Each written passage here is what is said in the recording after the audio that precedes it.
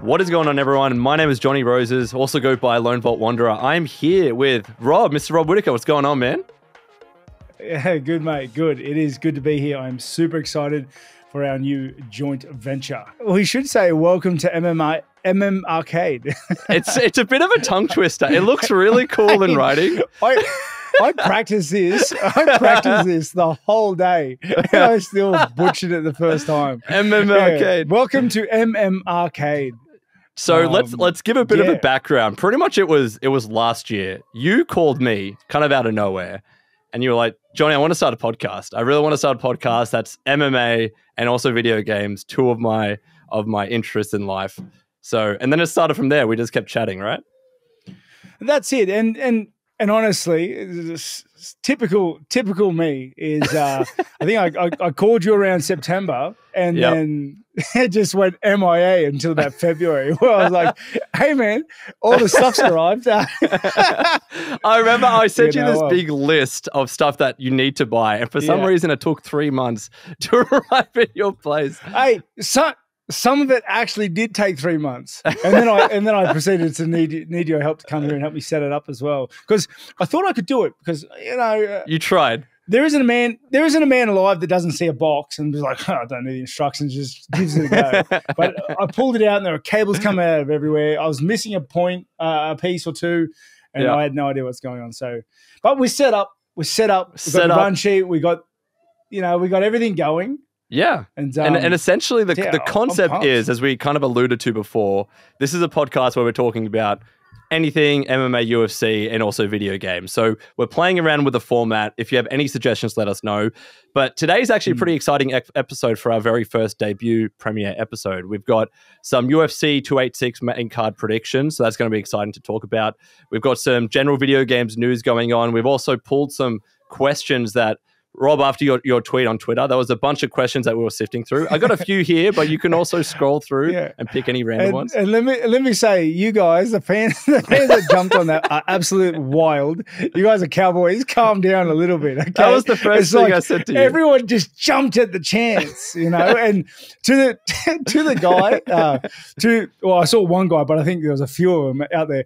To the one that said, why ask questions if you aren't answering? Like, give me a break. It was like 2 hours ago I put the tweet up, and here we are. Relax. Jeez. It's like I put the tweet up and was just sitting there with my phone waiting. It's like, no, we're getting to it. Also, there were a lot of questions, so it is going. We got some in the bank, okay? Whatever we don't answer this week, we'll filter through and get through in the weeks to come.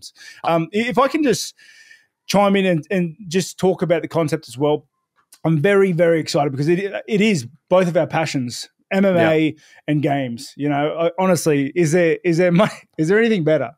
But and that's kind of what brought us together and brought us into this space. Yeah. But I think it would also be really, really fun to be really fluid. I don't know, to flow really well with the community and to work in a lot of questions and articles and pieces that they kind of point out to us and lead us in a direction, because that's kind of how we want it to be. We are sitting here. It's an open discussion. We are brainstorming. We're just, what is this? It's just a chat. we're chatting, and I think that's the important thing. Is if you have any suggestions, any feedback, anything that you think can make the podcast even better, we're happy to incorporate it. And this is meant to be pretty chill. Like, we're not doing it super formal with a script or anything like that. We have some talking points, but I can almost guarantee we're going to go off the rails a little bit.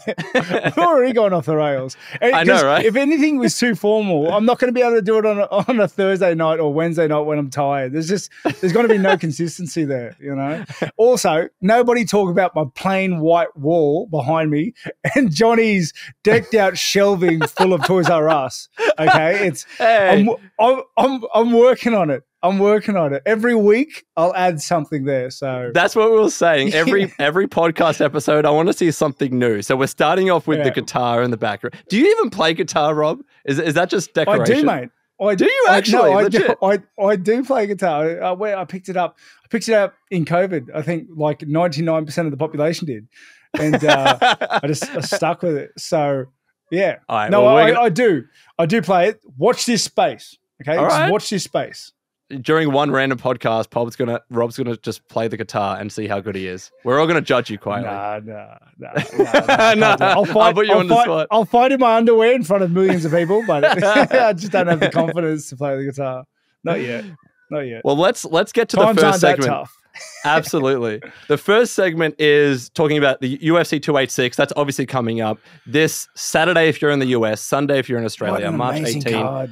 And honestly, we've got a few fights that we really want to talk about. The first one we got on board is Marvin Vettori versus Roman Dolzide. Hard to pronounce. I practiced that all day as well. Dolzide? Dolzide. I was literally speaking about it with Fox and I still couldn't work it out. It's like Dolidze? Dolidze, that's it. Dolidze? That's 100%. Yeah. Dolidze. And if he pronounces something else, he's got to change. It's not on us, it's on him. So this is an interesting fight, man, because you actually fought Vettori quite recently. I did.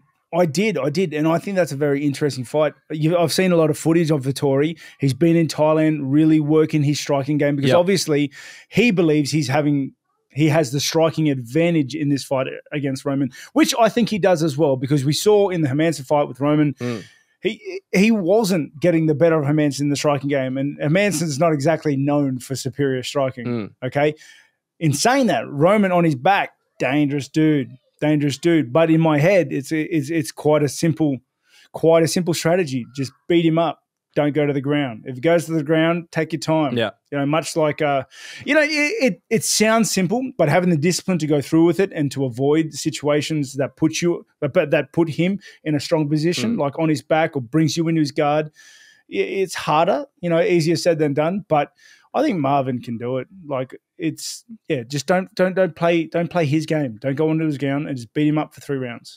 I mean, like I was looking a little bit at Roman's last fights. I mean, so he's on a 4-fight win streak, and most of those wins are coming from TKO and KO through some vicious punches.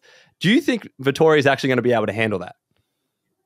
Oh, definitely. You reckon? Vettori, you're very confident. Vittori's an orc, dude. He's so strong and tough, man. And I think what is it? I think that is part of the problem is how tough he is, because I think like being too tough for your own good stunts your growth a bit because you can kind of just walk people down. You can just bully the shit out of people. But like Roman's good, but only when he's in his element, on like when he's playing on the ground, or when he's taken, like you saw in his fight with Hermansson. I'm going to keep using that as a reference because I'm pretty sure it's his most recent fight. And that calf slice, that's unreal. A calf slice to ground and pound TKO, unreal. Yeah. He's dangerous on his ground. There are a lot of people, a lot of high level grapplers that have spoken to me about it, or that I've heard through the grapevine. Yeah. Tell me he's a dangerous dude off his back, but he doesn't have, all American wrestling. He doesn't have, glory style kickboxing. So the only way he gets there is if you let him. And I think Marvin, at the level he's at, has the skill set to nullify that, or to at least steer it in a direction that's better for him. So what advice would you give? Let's just put on it, twist it a little bit. If you were giving advice to Roman, because you have fought Vettori, right?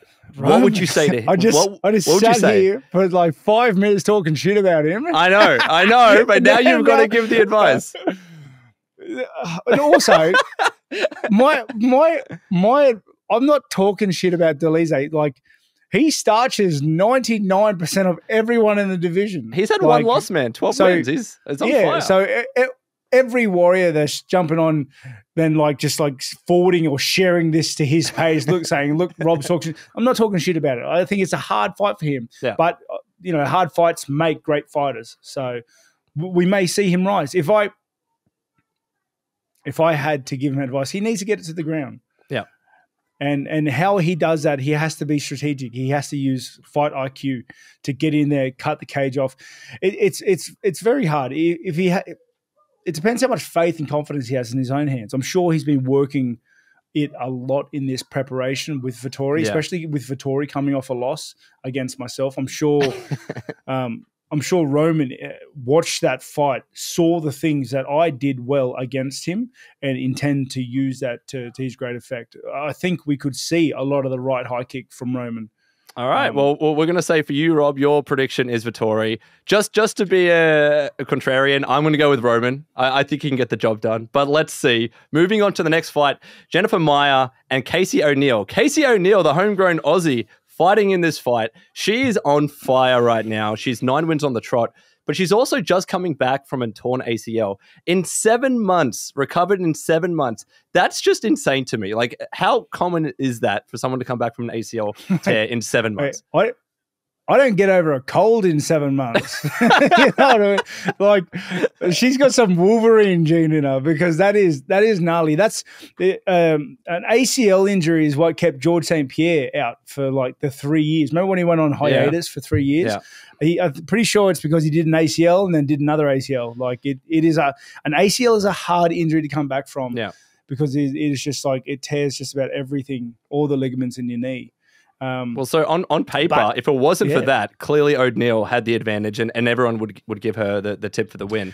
But I do worry, being the first fight back after that, might be a little bit wobbly, might be a little bit not confident about fighting on that knee, but we'll see.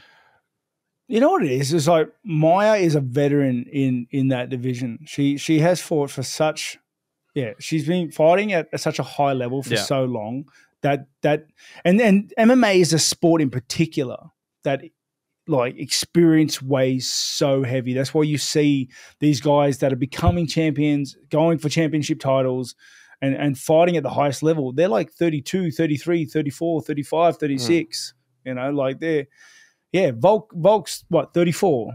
Usman's 30, 35, maybe 34, something. I don't know. I can't look that up right now because it'll screw my lighting up.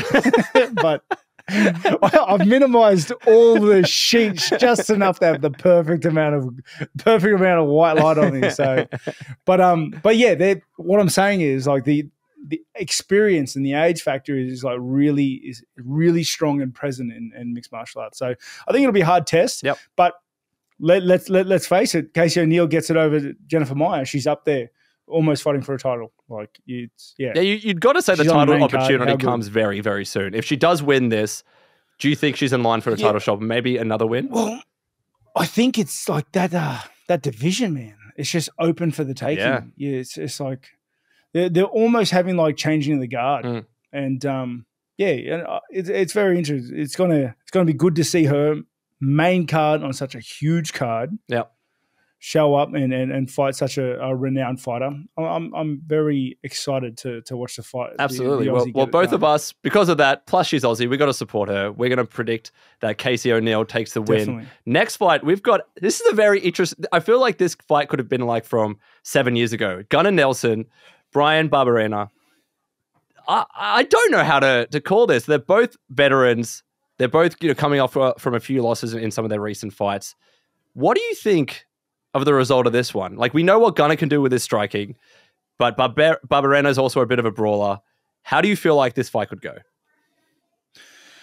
Mate, Bryan Barberena. Okay, I love the guy. Yeah. When he beat Lawler, I was like, I can see him just smashing everybody. The pace, the toughness, that sheer grit. Yeah. And then I tipped him the week after, and heaven forbid he takes an L.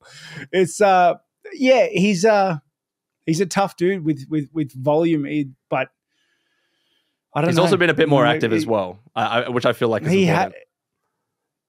In saying that though, Gunnar Nelson's kind of, I think, at the tail end of his career. Yeah, I'd have to say he's been fighting forever.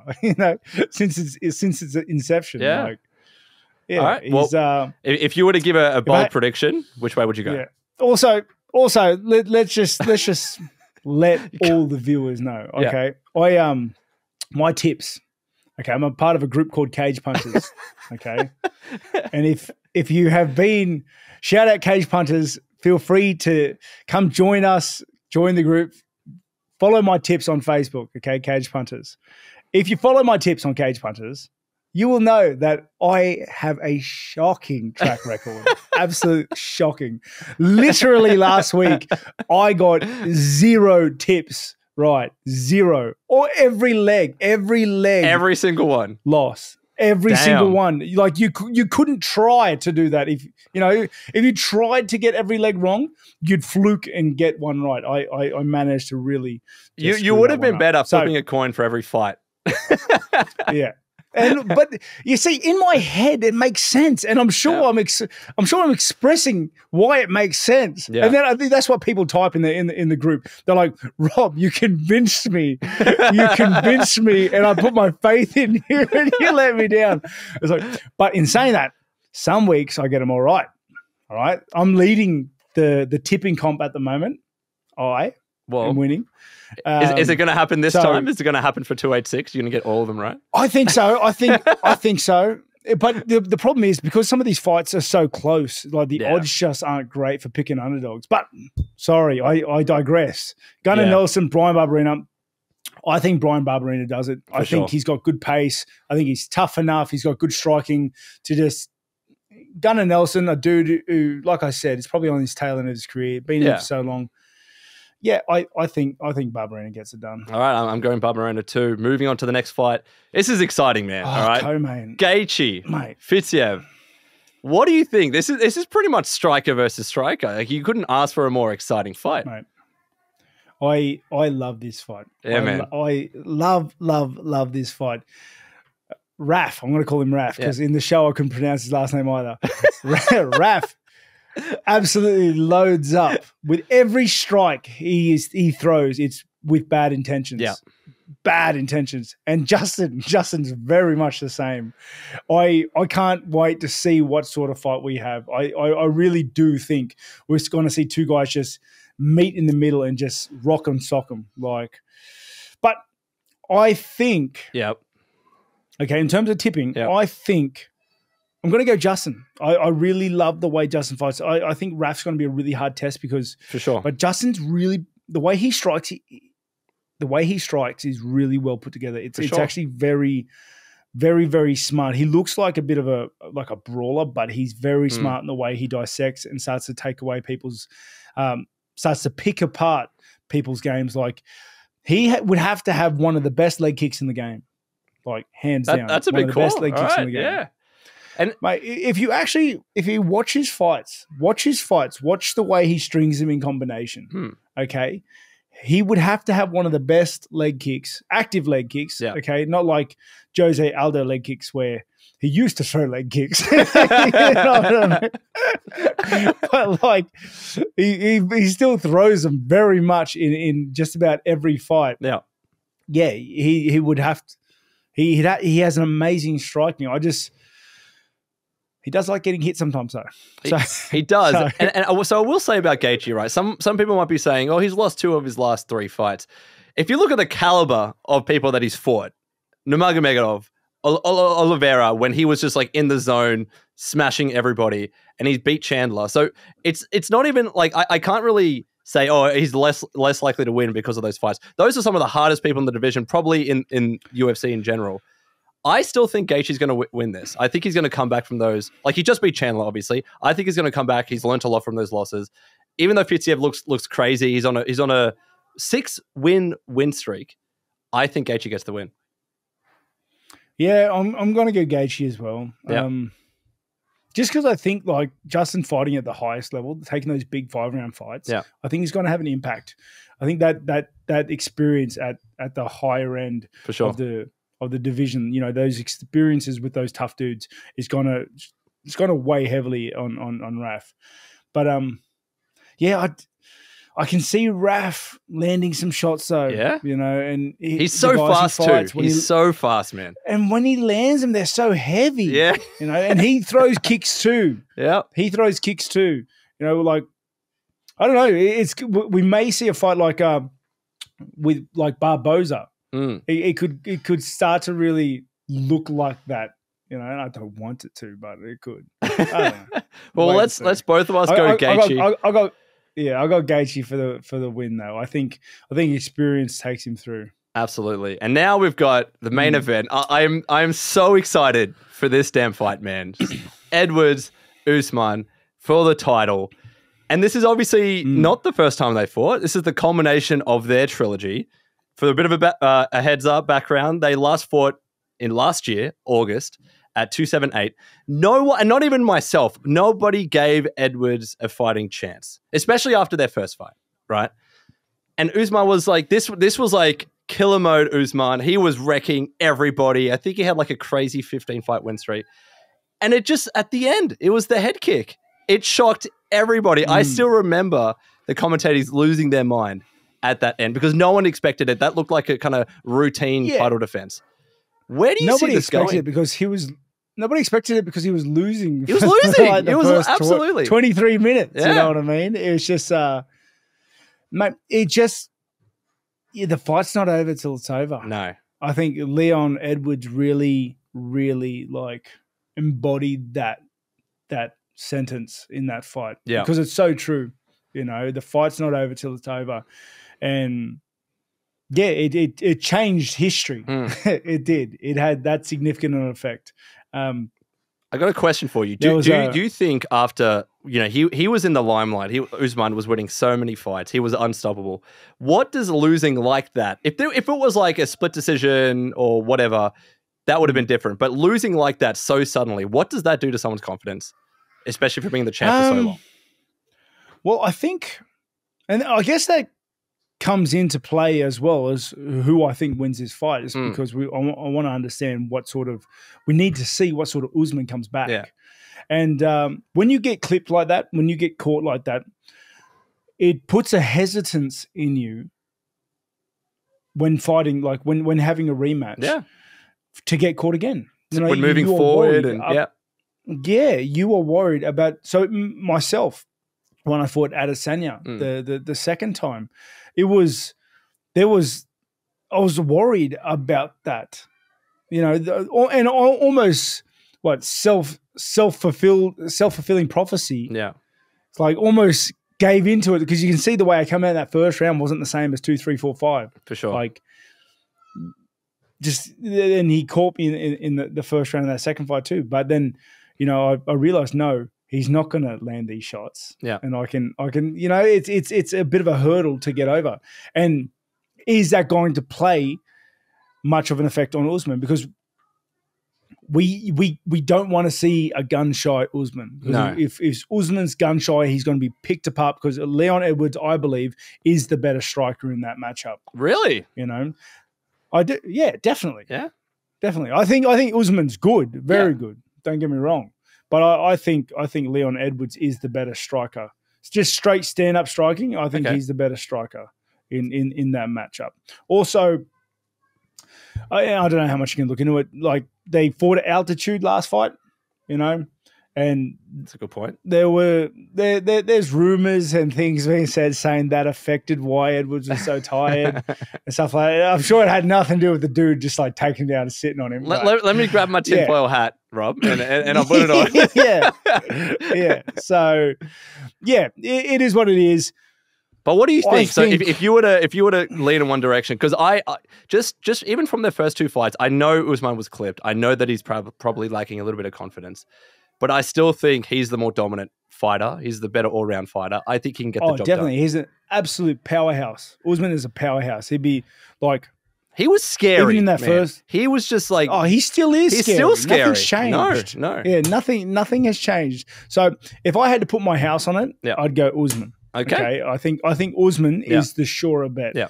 But if the odds were paying enough... I'd take Leon because I think Leon has a very good shot of beating him. I would have to say this fight would be 50-50, a clean 50-50. And you know, there's a saying that, every fight's 50-50 because everyone's one shot away from winning. But let's take that out of the equation. Let's say I think this fight is 50-50, where the first fight I would have weighed at about 70-30. Even higher. Even higher. I think most people were weighing it higher in front of Usman. You know what I mean? Yeah. So, 50-50 in a championship title is kind of where all championship fights should sit. Yeah.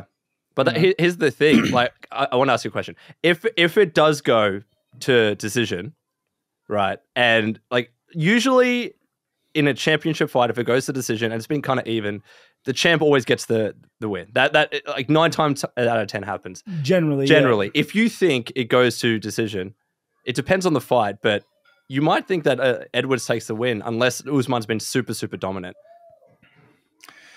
Yeah, well, if Usman's kept him on his back for 5 rounds, then it's going to be very hard to vote against him. But you know what I've noticed, though, and then tell me what you think as well.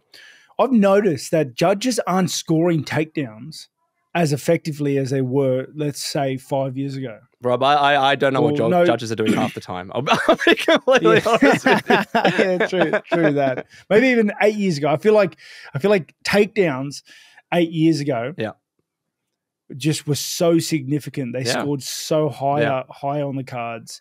Whereas nowadays we're not seeing that. No. We're not seeing takedowns. I wouldn't even say it's just judges either, man. Like when after every fight, every freaking picture that I see, especially when people say, "Oh, it was this person should have won," whatever. They always show the images with the stats, and it's always significant strikes. Like those, that's the main measure that everyone goes off.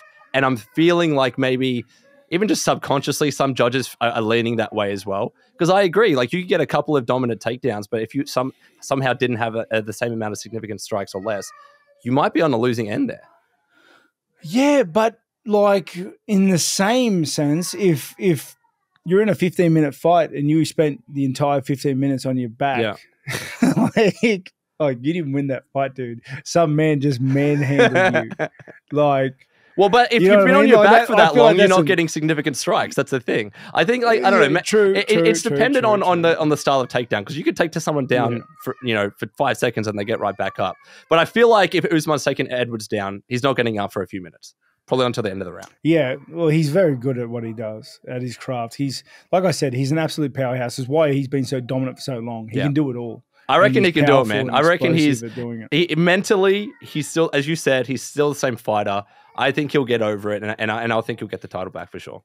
Sometimes like him just getting clipped like that may not affect him at all, because he knows he just got clipped. Yeah, he just got caught. And it happens. I was smashing him beforehand. You know. Maybe in hindsight, he should have been a little bit more safe in that last round, because he knew he won it. Well, regardless of that last round, he won it. Mate, he zigged when he should have zagged. Yeah. It can be as simple as that. Yeah. You know? Yeah. So like I said, my house was on it. I got Usman. All right. But I think Edwards can get it done. All right. That is the most 50-50 prediction I've ever seen in my life. But mate, I am a king at sitting on the fence. Because now you can say, you can go both ways. You'd be like, oh, that's what I said. Yeah. I said Edwards could have won. You know what I mean? I said he could have done it. That's brilliant. Well, I'm going to go Usman. Rob's sitting on the fence, 50-50, depending upon who wins. But do you have any final thoughts about UFC 286 or indeed anything in the UFC? And that's UFC 286. But fun fact is also it's starting, I think, the times. The times of the fight. I think it airs 8 a.m. here in Australia. So does it? 8 a.m. Sunday morning is the fight cards airing. So I don't know what ungodly time those fighters are, because generally when they do a pay-per-view event in England, it's usually like a 2 a.m. start main card. So I don't know how that's going to play on, a lot of the American fighters and the Aussie fighter that's on the main card. Yeah, I'm sure that'll play a role. I've got to set my alarm. I'm just going to do it right now. Well, I'm stoked, Guys, sorry to all the fighters on the card, but I'm stoked because I have lunch plans Sunday and I can still make them and watch the card at the same time. I completely forgot to mention, by the way, because they are fighting the UK. I mean, Leon Edwards, he has the home ground advantage. He's got a lot of advantage. It's true, but does that have any factor at all? Like if it's a football game, soccer game, like always the home ground team has the advantage. Same in the UFC? Mate, definitely. I think we're gonna. That's why I said this fight's so close. Yeah. Like I said, that first fight was 80-20, I think. But the result of that first fight is what's pushed this fight so closer in scale, I think. Because home soil, going to have home crowd advantage. Knows he can chin. He's done it Usman. once. Yeah, done it once before. He's got all the confidence and cockiness he needs to do it again. You know, he's just really lived in that moment. Apparently, the altitude thing, or whatever. Maybe it's a thing. Maybe he was high. Maybe we'll see. Maybe Edwards takes him down for 5 rounds. You know? Rob, the next thing you put in the background, round. You need to put a tinfoil hat, right? Because you need to just pull it out every time you're talking like this. You don't know. And that's you're convincing me now. Everyone's so secretive. Yeah. They keep all their secrets. It's like just speculation from the fans. That stuff's contagious. Well, okay. I'm still saying Usman. You're still saying 50-50. I feel like you're leaning towards Edwards a little bit on the inside. I am. Like I'm convincing myself. Oh, man. Oh, well. So let's see how it goes. We'll be watching it live. But now we're going to be moving on to the video game news segment. Again, feel free to give us any feedback on this, but we just got some of the biggest news coming out of the past week. Not too much going on at the moment, admittedly. But, Rob, I want to talk to you about E3. E3, you love E3. Everyone loves E3, at least when it was on. Mate, who doesn't? It's just it's that time of the year where every major publisher gets involved, whether they're at E3 or not. They have their own show, whatever it might be. We get some awesome announcements. But this year, I feel like it's the first year. It might actually not be the first year, but we've had some confirmation that Xbox and Nintendo are confirmed to be missing out on the show. And PlayStation, because they've missed it for the past few times, they're likely not going to be at the show. There was a leak earlier this year which pretty much said none of them are going to be attending. I feel like people are a little bit disenfranchised about E3 right now. They want the event to be like the way it was, but times are changing. It's a little bit sad. Who's left? Well, they are the big 3 publishers, and platform holders. Yeah, like who's left? Like who's at E3? Ubisoft. You know, we're gonna have a Just Dance booth. Oh man, it's a little sad. And we've seen that. Honestly, we've seen a major shift in gaming and the way developers and like the big kings, like the what is it? The kingpins of the gaming world kind of changed since COVID, since the pandemic. Yeah. It's there's been a shift, obviously, because of the popularity and because of like how virtual everything became. I think anyway, this is my theory, tinfoil hat and everything. It just kind of it's kind of just becomes so accessible to the common man who didn't grow up playing games or had a super strong interest to begin with. So plus as well, I think they've seen those avenues. I feel like everyone knows how expensive being at an exhibition or a show like E3 can be. Like these publishers are spending so much money just to be able to be at that show. They've probably realized that we can hold our own live stream. We can put together a video packages with a bunch of announcements, and it'll cost us way less. And we're probably reaching just as many people, if not more people. Before E3 had that purpose, it was the way to reach such a peak audience. Now, everyone has their own social channels, everyone has social media managers, and it's easy for them to just to do it on their own. It kind of makes it sad for people like us that like viewing a big a show where everything gets announced at once. But the flip side is that it's during that week, people all do their same things anyway. So we end up getting the same announcements. It's just not technically E3. So yeah, and honestly, I think like whilst we're disappointed with these big events where the big launching and the streams and the screens and the lights, it was the event itself that we fell in love with. Yeah, it's also just kind of changing of the times. Yeah, like we were kind of forced to change. And now here we are where like we said, like you just mentioned, the publishers don't need to spend that much money to get the same exposure that they did 5 years ago. Yeah. And there's so many other factors, like every company, it's not just games, everyone in tech is going through redundancies. Everyone's watching their costs. I actually don't think that these 3 platform holders are ever going to go back to E3 anytime soon. But so long as they're holding their own showcases, and we'll talk a little bit about that later, then I'm still a happy man anyways. We all are, mate. We all are. So next up, all right, Rob, we're gonna, because Rob, you're a bit of a Bethesda fan. In fact, that's how you and I met. It is. Fun fact. Yeah. I met at Bethesda. I was working at the company. Rob obviously was working with us for a fair bit. We did some live streams together. So that's how you and I first met. So you're a huge Bethesda fan.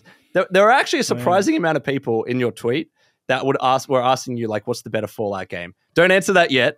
We're going to get to it because I want to talk to you about it. But Starfield has been delayed. It's been announced that it's been delayed to the 6th of September. We're going to get a Starfield Direct also happening in June where they're going to do a deep dive into the game. We're going to learn everything that we need to know about it.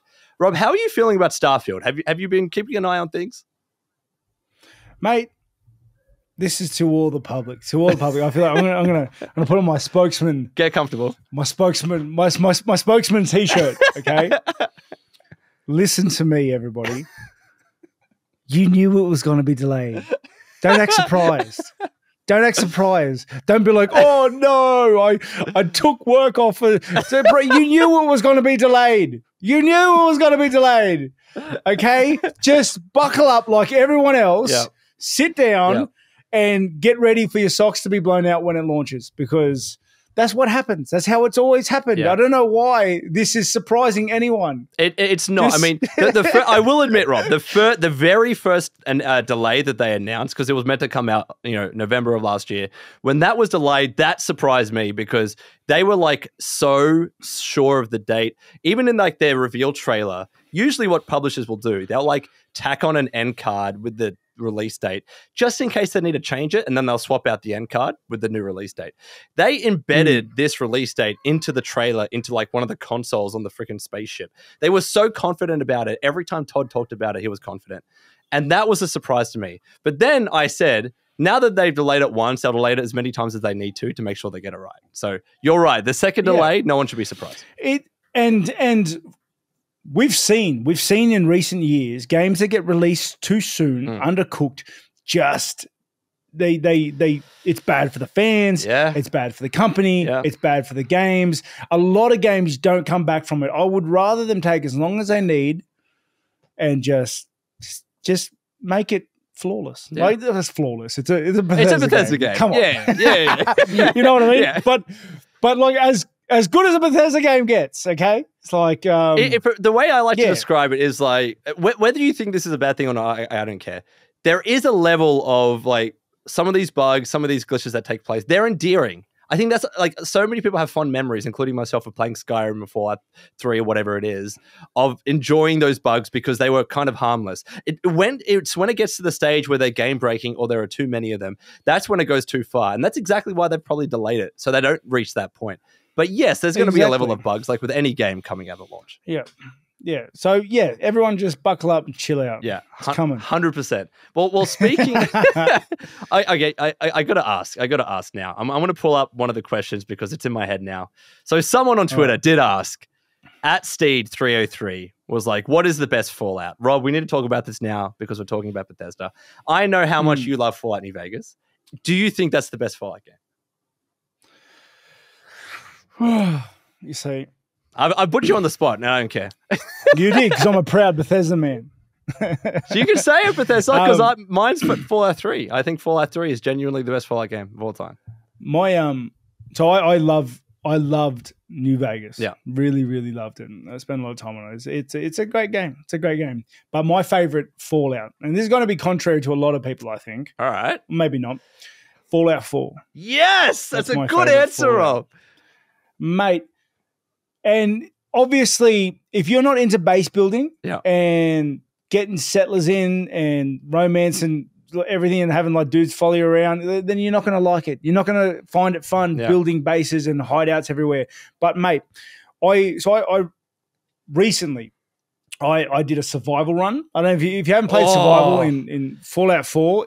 Brutal. It is nightmarishly hard. But you need those bases, and they need to be up to scratch. They need walls for defense. They need beds to sleep in. They need water and food.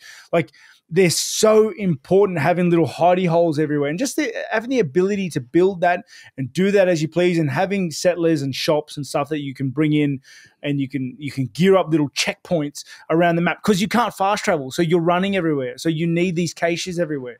It is to me it took the game, the franchise, to another level for me. Which is I'm very interested in seeing in Starfield, because from what we've seen in the trailers, we're going to see a lot of like base building and things like ship that. customization as well. Like it's a big thing coming back. Even a game like, and obviously it launched with its issues. This can be in another podcast, but with Fallout 76, one of the best bits about that game was the camp building, and it very much took what Fallout 4 did really well to the nth degree. Like it was absolutely incredible. So I feel like that's going to be a really strong point for Starfield. But I'm so glad that you said Fallout 4, man.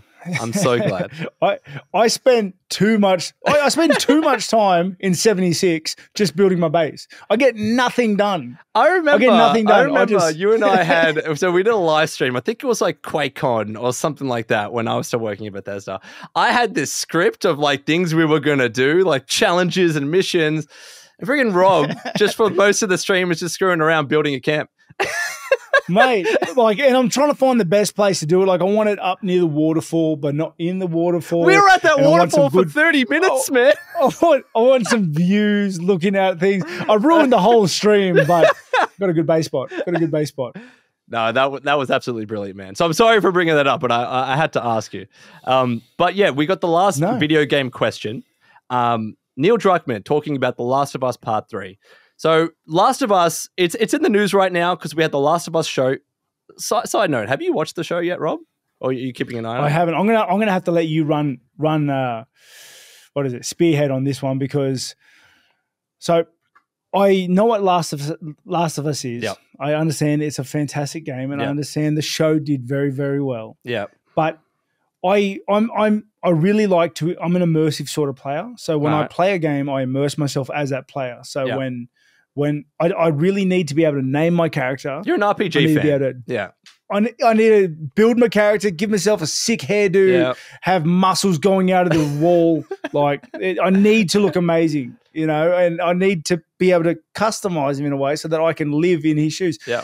When you put me in the shoes of somebody that I can't control, or you know what I mean, it's I just can't really immerse myself. I mean, that's Last of Us as a game. Like, first game you're playing pretty much as Joel, second game you're playing pretty much as Ellie.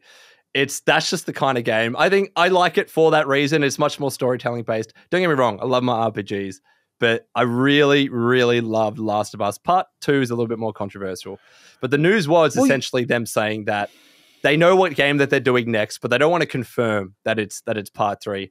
Even though I think they are going to do Part 3, because the show was so good and it's so popular. You need to watch it, man. Is it? Well, what's it on? Because I think I will watch the show. In Australia, it's on Binge. I like the idea. I love that genre. I think you'll like it. If you don't like the idea of like playing the game because you want to be your own character and create your own character, watch the show. But I love zombies. Yeah, no, then watch the show is lacking on the zombies front, I will admit. But it's still a very, very good show. You're losing me. They're going to put more of it in. You're losing me. This was literally a news article. The director was like, we didn't put enough zombies in there. We're sorry. That's all people wanted to see. That's so good. 100% that's all everybody wants to see.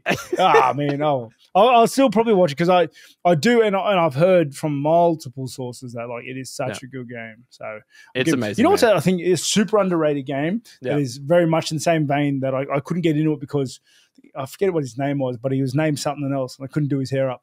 It was a zombie game where you're riding a motorcycle. Oh yeah, it's at the tip of my tongue. What's it called? Yeah. I know what you're talking about. Yeah, and it's so cool. There's like packs chasing you and all that sort of jazz. Oh, you put it in my head now. The viewers will hook us up. The podcast is going to end and we're going to think of it. yeah. And the viewers are going to hit it. I can't believe you didn't remember. But I know it's right there. Someone in the comments let us know. Super, super underrated game. Like very much the same. Couldn't get into it though because I couldn't name him. I don't know, whatever the hell I want to name my character. Fair enough, man.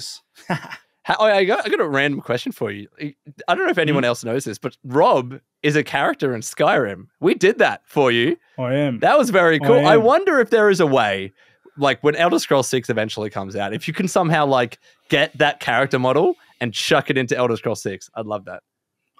That's going to be my main character. What are you talking about?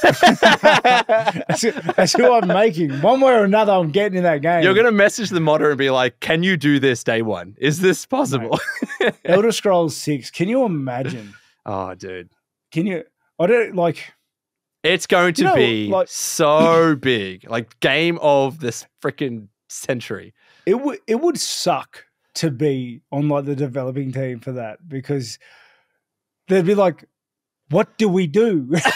Like, where do we go? How do you top we Skyrim? did base building. Yeah, we did base building. We did romance. Like, how do we? You're going to kind of make those elements better. Like, and I feel like every version of the Elder Scrolls series kind of just added a new thing which blew everybody's mind. Yeah.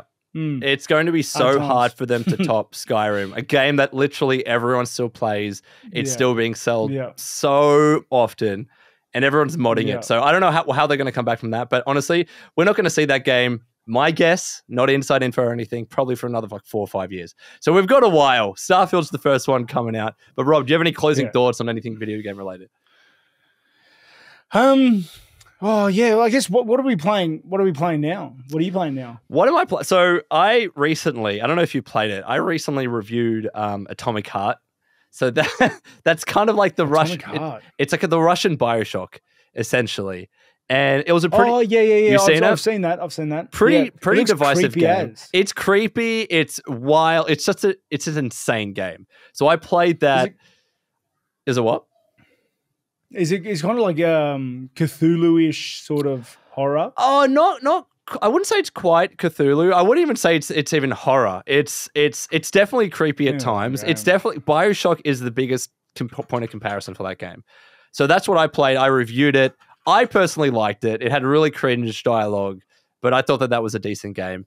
But also as well, I'm actually replaying Fallout 4 at the moment. We just talked about it, so we won't linger. But oh, really? Yeah. I because we have Fallout 4 Next Gen coming this year, so I kind of wanted to play it, see what it was like in its current form, and get ready for Fallout 4 Next Gen. And then I'll do a new playthrough for that. I was thinking of a different game, not Atomic Heart. So yeah, Atomic Heart, it's like a shooter. I don't know if you would like it. No. You wouldn't like it because it's a character that talks and it's not one that you can create. And I think you'll find the dialogue very cringy. So I wouldn't recommend it for you. Okay. Well, you know what? Like in a game that I can't really create dudes is that from the creators of Rick and Morty. What's that? Where the guys shooting aliens? Yeah. What's that called? High on Life. Called. What the hell is it called? Yeah, High on Life. Is that That's exactly what it is. Yeah. That looks so silly. that I'll put aside that and I'll just give it a go just because it looks funny. But dude, when the trailer for that first dropped, I don't play with those things. When that trailer dropped, I was like, this looks so cringy. It was awful. And then the character, like, because for those of you that don't know, like the gimmick, I guess, is like a lot of the weapons that you hold talk, and they just say dumb crap. And one of the characters is Aussie, and just I can't repeat it on here because I don't think we've talked about whether we can swear or not on this podcast. I have no idea. We can make it a little bit. Keeping it light. But the things this knife was saying, I laughed so loudly that I need to play it High on Life just to experience that nice dialogue. Yeah, I've seen. Yeah, it looks really funny. In terms of games, I play a ton of indie games. A ton of indie games. What are you playing right now? Big fan of indie games and indie developers. A lot of respect for those guys. That's cool, man. You know, there's not a lot of backing, and I don't know. You know, right now I'm playing Terraria again. Yeah. Have you played Terraria? I haven't, but I know what Terraria is. Yeah. I recently just beat the Moonlord on How Master. Was it? So bow down to me. Slow clap, like, Rob. Master mode was hard, and to everyone that's like in the comments saying, Master mode is not hard. No, it's hard. I'm a normal person. It's very hard. And I'm getting older, and the older I get, the slower my the reflexes brain works. go. Yeah, it's a 2D side scroller. It's like you got to be quick, dude, and I'm not that quick. So, but I did beat Moonlord. I beat Moonlord first, then went back and beat Empress of Light once I built Zenith. Yeah, people will know what I mean because I used an overpowered weapon to try and kill the Empress during the day because that was stupid. I'm not that good. Okay, I'm not that good. So I kind of just out DPS'd her before. Fair. She one-shot me. Would you say, Rob, I never actually asked you this question. Do you like games that are hard? Like, did you play Elden Ring, for instance? Or Dark Souls? I only play games that are hard, really. Yeah. I'm a sucker for punishment. But why? So why? Because you just said like you're like a normal gamer. I'm assuming like you're like me. I just get angry playing games like that. Yeah. I get upset. Because when I finally get through it, yeah, it makes me feel better than everybody that couldn't. So, it's satisfaction. That's it. It makes me feel a little bit better than the common man. Fair. So I did feel like that after I played Cuphead. I don't know if you played Cuphead, but that game, Cuphead, so hard, so difficult. It looks silly as my sons tried playing it. Oh, really? Yeah, did they get through it? Cool enough for me. It wasn't cool. No way. It wasn't cool enough for me. But I play a lot of those games. Like Dark Souls games are generally my biggest vice. Like I love those games. Like 400 hours in Elden Ring now, probably. Oh, and it's getting the new DLC as well. Are you excited for it? I am. I'm not touching the game until the DLC comes out, and then because I got really big into PvP on Elden Ring as well. Oh yeah, yeah. And, how did you do? I was putting PvP, people away. I was putting people away. Yeah. Get out of here, 100%. I was too good, too good. Yeah, I'm very, very much looking. I want them to start a leaderboard or something. Then I'll jump back in. I know there's the banner right now where it glows and stuff depending on how good you are. Yeah. Got the best banner. Man, I couldn't do PvP in Elden Ring. I created my badass samurai character, and I was doing really well against just regular NPCs. If I would ever do PvP, I got my ass handed to me. So, no, thank you. Right. Well, you know what I am upset about with the PvP though? Yeah, I like playing like a sort of paladin sort of character. Yeah, a little bit dash and magic, dash melee is fun. Yeah, they just get wiped in PvP. So I gave in to temptation and just made like an Unga Bunga Strike boy, and he just went in there whacking things. And dude, he put people away. It's so good. And the shit talk, like the bad manners at the end of the fight, is so good. Like, I love it. I love it. It's funny as. Well, yeah, that's about it in the game side for me. Fair. Well, let's get to the remaining questions that we have. So, Rob, you asked it on Twitter. I love how you tweeted about it as well. You're like, we got a secret project because we didn't really want to announce it then, and we're going to do it later at the time of this recording. Yeah. Well, we wanted to have an episode under our belts before we release correct. The news. Yeah. If you're seeing this episode go live right now, you know that we didn't stuff it up. Hopefully it's recording and everything all good. But we got a bunch of questions. Again, Rob, if you want to pull some up on your phone, you can. But we have @RonUlrich on Twitter. He asks, Rob, what are the chances of ever seeing a light heavyweight Bobby Knuckles? Pretty good. Pretty good. I'm interested in moving up as it is. I guess I really want to fight for that title. Yeah. Again, I feel it in my bones that I can take that title back, and I'm 100%. Doing very well in middleweight. You can see that. Yeah, man. So there's nothing you can share on that side, can you? Yeah, I'm gonna give everything I have into getting the belt right now at middleweight division, and then I'll worry about light heavy after I do that. All right, sounds good. Moving on to the next question @A_Lockie. What is your dream fight? Any fighter, any weight class of all time? I'm very curious to know this. All right. Oh, let's flip this for a second. Go What's on. your dream fight? Man, I can't look like GSP. He's just, first of all, he was so cool. For me. So hold on. This question, is it dream fight like I fight them, or I mean it could be for both of us. Or is it any two guys? I would say for you, what's your dream fight? In any weight class, any time in history, any fighter like picking two guys to fight, or myself fighting one other person? Yourself fighting one other person. Interpreted this wrong. Yeah. Yourself fighting one other person. I had that question for you as well. Yourself fighting one other person. Who's your dream fight? I would say it's GSP. I would say because you would fight GSP. He's so iconic, bro. Like I know I get my ass handed to me. You would fight GSP. 100%. I reckon, dude, just to have that under my belt, I would get my ass handed to me, but I think he would be such a sick fight. He'd wreck you. But mate, who would you pick an easy fight? Then is that what you're saying? Well, am I getting paid like normal pay rates? Let's say you're getting paid normal pay rates for the box office. Any one of those straw weights or flyweights. Yeah. Like women, I'm talking about. I'm going to stack as many advantages as I can. All right. Now, if I had to fight one person, any weight class of any time, any weight class kind of throws me under the bus again. I don't know. That's a hard question. These sort of questions, I think too much. I think too much. Like if I was getting paid like full fighter pay, I'd pick a small dude like. Well, let's put it this way. If it was just like a fun sparring session, right? Nothing too serious, but someone that you think you could learn a lot of, who would that be? I feel like that's an interesting question. He's thinking about it. Yeah, you know, I don't know. Like, I'd like to probably Khabib. Yeah, that's a good answer. Just so I can see what it's all about, you know what I mean? Nobody really knows how good he is. No. You know, I'm a slippery fella. Yeah. I'm a squirmy sort of guy. You know what I mean? I want to see and feel what that Khabib train was. Yeah, what it was. So all right. And we'll never even find out, you know, because he hung up the boots as well. So yeah. All right, that's a good answer. Let's move on to @Muskie_MMA. Here's a hard-hitting question, Rob. What's the best spread on your toast? It's not hard-hitting at all. It's very hard-hitting. It's a serious question, right? No, it's easy. And any other answer is wrong. It's toast. You gotta pull it out of the toaster. Yeah. So you're going like this as you walk over to your board. Yep. Then you smash it with butter quickly so that it's melting on it.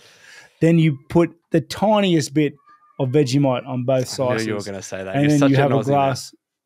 Then you have a glass of toast, a glass of milk with it. Has to have a glass of milk. I was going to say, if you said Milo, I would have been done because that's like the most quintessential, typical Aussie breakfast is buttery toast with Vegemite and Milo.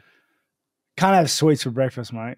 Well, we're not all getting ready for fights all the time. I can have my Milo if I want to. What's your favorite spread? I would say, okay, I have a different strategy than you when it comes to the butter on toast, right? I like to take it out of the toaster and I'll leave it for a solid 20 seconds. No, let me explain. Because then when you say you're a monster, dude. Let me explain. And people are going to agree with me because then when you put the butter on, it melts in most places, but sometimes you'll get the butter pool in certain areas because you've left it for just the right amount of time. And when you bite into those areas, it's the best taste ever. I will fight anyone to the death. That is the best way to eat toast. And a bit of Vegemite as well, or even like jam, whatever it might be. 100% all day. Oh, I don't know. Your buttering strategy doesn't make me feel good inside. Like you think of it differently. You got to pull it out so it's molten lava still. You can't even hold it, and you just lather it because you don't even know how much you're putting on. Because as soon as you put a layer, the butter's gone.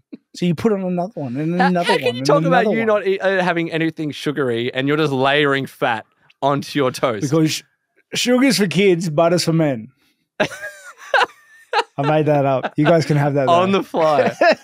Well, Rob has his answer. You have my answer. That's what the best spread is. We're moving on to @BeardDude1993. I feel like this is a question that we can all relate to in our own way. Rob, how do you balance training with family, gaming, and not burning out? And I say this is something that we can all relate to because we all have a job. We're all trying to keep fit if we can, see friends, family, game, do whatever. How do you handle the balance? Kind of just really separating all three parts of my life. Yeah. Right.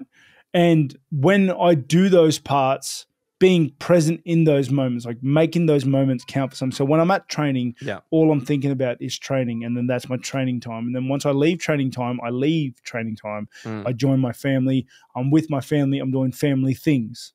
Okay, so that's my family time. Then when I'm playing games, I'm playing games. Yeah. I'm playing games. I don't feel bad because I should be doing other things. You know, you burn out when you're kind of forcing yourself to do something 100% that you don't really want to do, you know, and as long as we all strive for perfect balance. I think the goal in life is to try and find perfect balance or to at least strive for it. I don't think we're ever going to find it, but striving for it is the balancing act is life. No, that's a really good answer, man. Like, I feel kind of the same. Like, especially for those of you that don't know, like, I have a side hustle. I do YouTube as well. I'm still trying to keep fit. Like, I got back issues, trying to work on that. I'm at work as well. I got a full-time job. So it feels like at the end of the day, you've barely got any time to game. And it's a bit of a meme. Like, when you finally be able to sit down to play, you're just tired and you want to sleep anyways. I would just say, don't beat yourself up about it. Like, at the end of the day, if it's gaming that you're missing out on, it sucks, but it's just games at the end of the day. There are other more important things in life, like spending time with your friends and family for sure, keeping yourself fit. So don't stress too much about it. But it's a balance that no one's ever going to get perfect. You're always going to have something that's out of whack. You know what's funny as well? It's like, so when I really get into a game, I will research and listen to YouTubers on the games, listen to heaps of your stuff on 76 guides and things like that, and all that sort of stuff. Like, I listen to that in the car driving. Yeah. And I may not get a solid moment to play video games for 2 weeks, 3 weeks sometimes at a time. But I've listened to so many guides and stuff that I get sick of the game. Like, I'm sick of the game. I wanted to play before I even play it. Just that's your fault, Rob. I felt like I've played the game for the last 3 weeks. So try that. Try listening to a Let's Play of someone playing it instead. And I'm sure it's not the same, but I don't know. It grows on you. Man, I genuinely, I avoid certain types of videos for that reason, because when I play, I want to play for me. Like, sometimes I'll follow a guide. Elden Ring, big example. I followed someone else's guide because I had no idea what I was doing, followed the guide, ended up killing a bunch of people really easy. That was a bunch of fun. But I'll stop at that one video. I don't go into the rabbit hole, because you can go on Reddit threads and 2-hour podcast videos and they're comparing numbers. I live in those threads, brother. I live in those. I love it. I research obscure things about the developers. Like, I just, how do you find time to game then? Honestly, I get obsessed. I don't. I just research or listen to things while driving to training. So when you do a podcast, you're able to talk more about the game than anyone else because you've listened to the experts. Well, exactly. I know so much about the games we're talking about, as long as we're talking about the games that I actually am interested in. Yeah. You know? No, honestly, that was a good discussion. Thanks for asking that question, Beard Dude 1993. And we did have one from Crimson MK1. I'll shout you out anyways. We've talked about Starfield. They asked how excited you are for Starfield.